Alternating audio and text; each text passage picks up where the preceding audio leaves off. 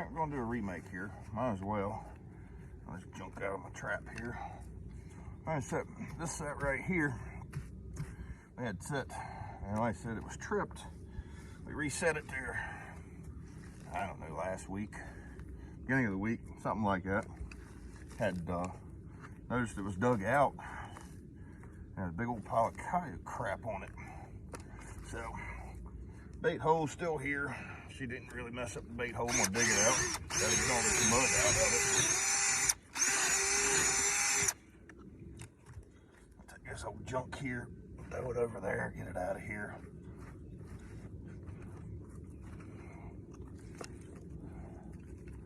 This trap cleaned up a little bit. This one here, Duke Pro Series 550. Good trap. I mean, if you want a good trap, that is a pretty good trap. I'm not gonna lie. I mean, been very impressed with them. All right, so like I said, everything's really wet. If you can't tell, I mean, I don't know how much rain we had the last couple days, but you know, it's been muddy.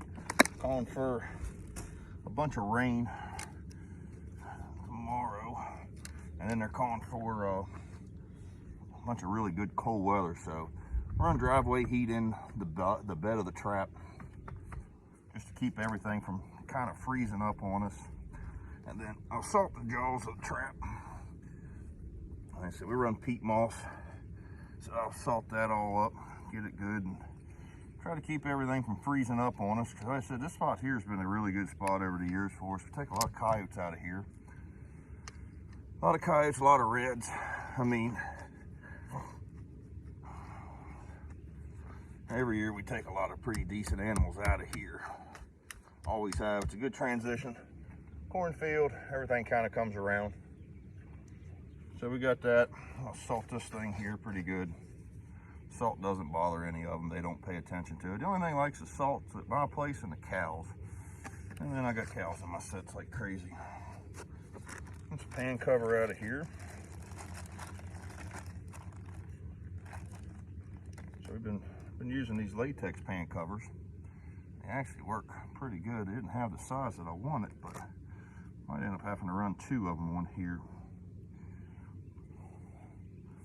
That wants to not work very well here today for me. I'm gonna run two, hell with it.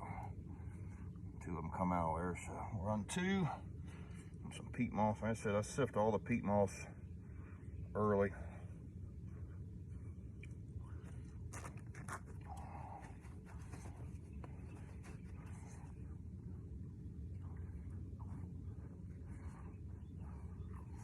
Grab a couple, a little bit more. Oh.